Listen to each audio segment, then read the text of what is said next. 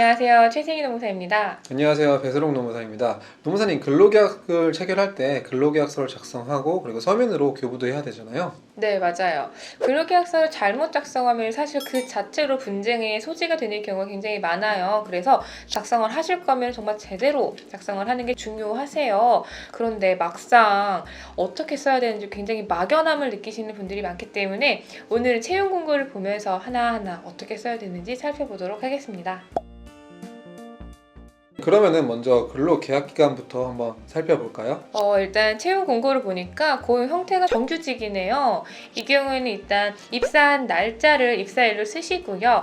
회사한 날짜에다가는 공란으로 두시면 돼요. 정규직이라는 게 기간이 정함이 없는 거기 때문에 끝나는 날을 정하시면 안 되고요. 공란을 두는 게 애매하다라고 하면은 기간의 정함이 없음 이렇게 쓰시면 됩니다. 근데 채용 공고에서 정규직으로 이렇게 공고를 했는데 실제 와서는 기간제 근로계약을 체결해도 괜찮은 건가요?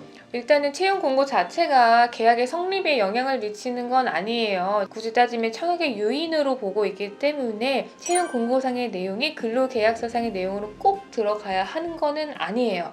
다만 이제 최근에 채용 절차법이 이제 시행이 되었는데 이 법에 따르면은 채용 공고상에 있는 근로 조건이 실제 근로 조건과 다르다, 더 낫다라고 하면은 과태료가 부과가 될 수 있기 때문에 공고상의 내용과 계약서상의 내용이 변경이 되는 거다라고 하면은 반드시 근로자의 동의를 받으시는 게 필요합니다. 그리고 정규직 또는 기간제 근로계약을 체결했다고 하더라도 계약기간 만료 이전에 근로자에게 퇴사를 지시하는 것은 당연히 해고에 해당하니까 해고의 정당성 요건을 갖춰야 된다는 점 꼭 유념하시기 바랍니다.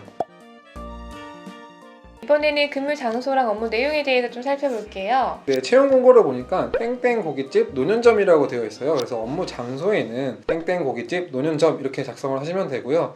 업무 내용은 기타 서비스 업무, 서빙 업무니까 여기에 서빙이라고 딱 적으셔도 되고 아니면은 기타 서비스업 이렇게 적으셔도 됩니다. 여기서 중요한 게 있어요. 반드시 들어가야 되는 문구가 있는데 회사가 필요한 경우 근무 장소나 업무 내용을 변경할 수 있다. 이런 문구예요.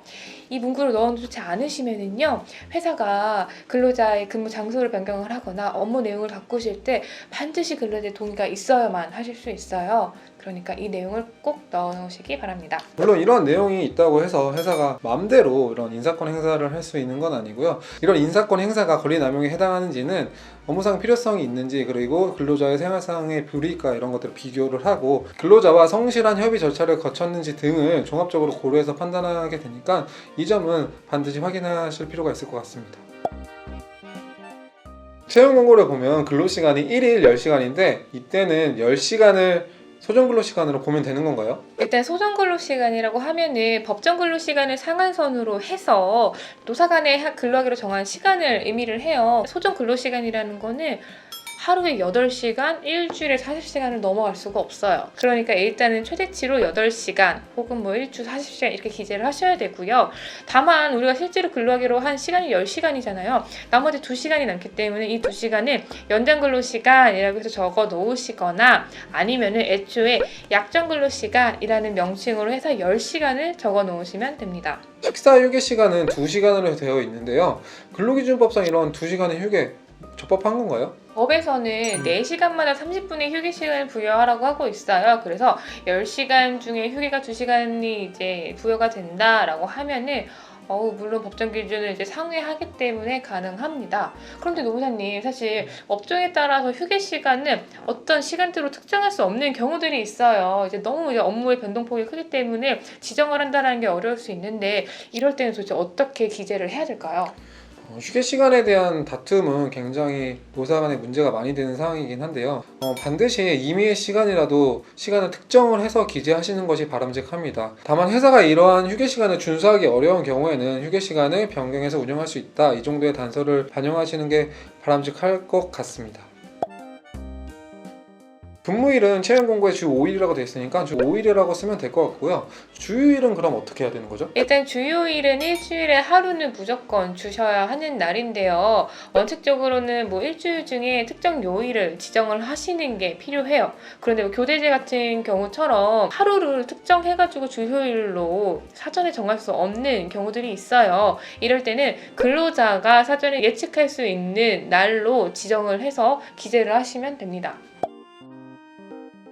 요새 채용 공고를 보니까 월급 250으로 되어 있어요. 이 250을 그냥 통으로 탁 쓰면 될까요? 근무 시간이 1일 10시간이라는 것을 보니까 임금의 구성 항목에는 연장 근로수당도 포함이 되어 있을 것으로 보이거든요.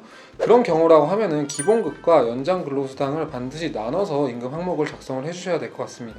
만약에 250을 나누지 않고 월급이라는 이름으로 딱 한 번에 기재를 하시면은 분명히 250이라는 돈 안에 연장 근로에 대한 대가도 들어가 있다라고 생각을 하고는 있는데 나중에 임금 분쟁이 생겼을 때 다 기본급으로만 인정이 돼버리는 문제가 생겨요. 이건 무슨 말이냐면은 연장 근로 수당을 미지급을 했다. 임금 체불이 생기는 상황인 건데요. 이런 문제를 예방하기 위해서 반드시 기본급과 연장 근로 수당 이렇게 항목을 나누시는 게 필요합니다. 임금의 계산 방법도 기재를 하셔야 되는데요. 임금의 계산 방법은 기본급, 연장근로수당, 그리고 시간 등을 반영을 해서 구체적인 사항들을 기재를 하시면 됩니다. 또한 임금의 지급일과 지급 방법도 명시를 해야 되는데요. 지급일은 회사에서 실제로 임금을 지급하는 날을 기재를 하시면 되고요. 그리고 지급 방법에는 근로자에게 현금으로 준다든지 아니면 계좌로 이체한다든지 이런 방법들을 기재하시면 됩니다. 그리고 올해 11월 19일부터 임금명세서를 이제 교부할 의무가 생겼어요.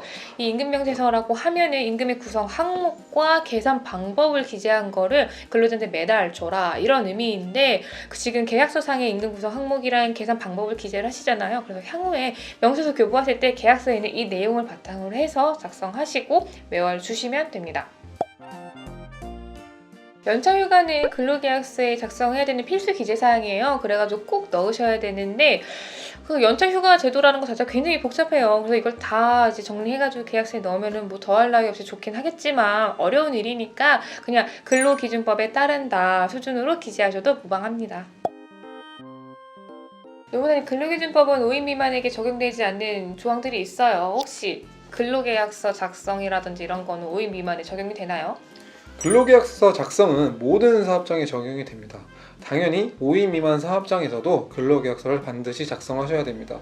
근로계약서를 작성하지 않거나 교부하지 않는 경우에는 500만 원 이하의 벌금 또는 과태료에 처해질 수 있으니까 이 점은 반드시 유념하시기 바랍니다. 저희 오늘은 근로계약서를 어떻게 작성을 해야 되는지 채용 공고를 보면서 하나하나 좀 살펴봤어요. 더 궁금하신 점이 있으시면 유튜브에 댓글을 달아주시고요. 저희 블로그에 오셔서 여러 가지 글을 참고해 주셔도 좋을 것 같습니다. 감사합니다.